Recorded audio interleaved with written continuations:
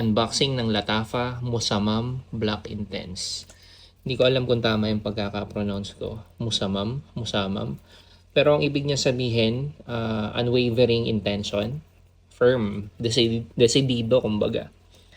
Bigat na ito. Tsaka kinakapa ko to kanina, kala ko leather. Itong sa taas pala. Parang may leather siya. Yun.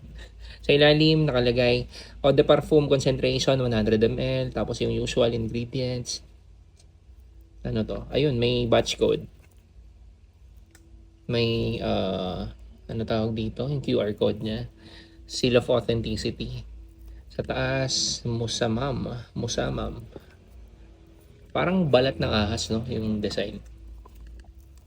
Asa na? Unbox na natin. Parang kumapit sa ilong ko yung in-unbox ko kanina. Yung Rayhan Kiss.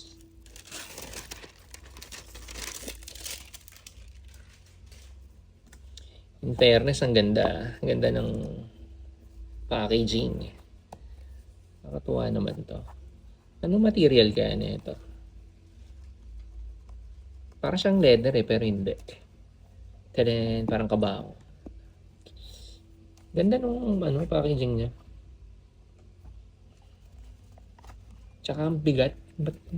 Yung bote yung mabigat. Pero ito, hindi pala masyado yung packaging. Mabigat. Pero,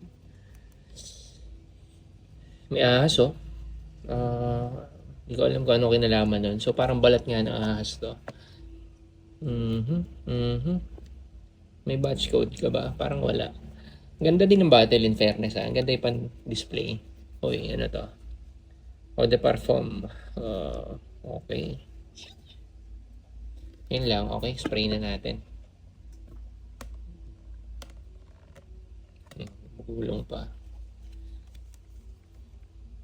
1, 2. Okay.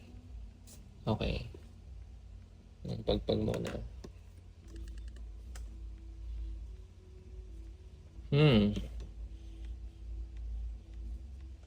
Ang unique niya para sa excuse.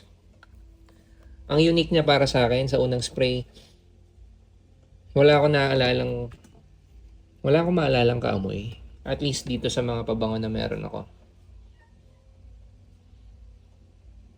Tsaka nag-expect kasi ako na medyo mahirap ma-appreciate. Based lang sa itsura ng box tsaka ng bottle. Pero hindi. Well, hindi rin siya mass pleaser para sa akin. Ang unique niya,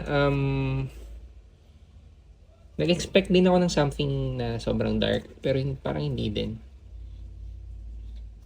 Leaning towards something na dark. Hindi siya bright na bright pero parang naglalaban. Wala rin ako nakukuhang citrus na sumusundot sa umpisa. So ina-assume ko mix of spices to sa opening na parang ang linamnam.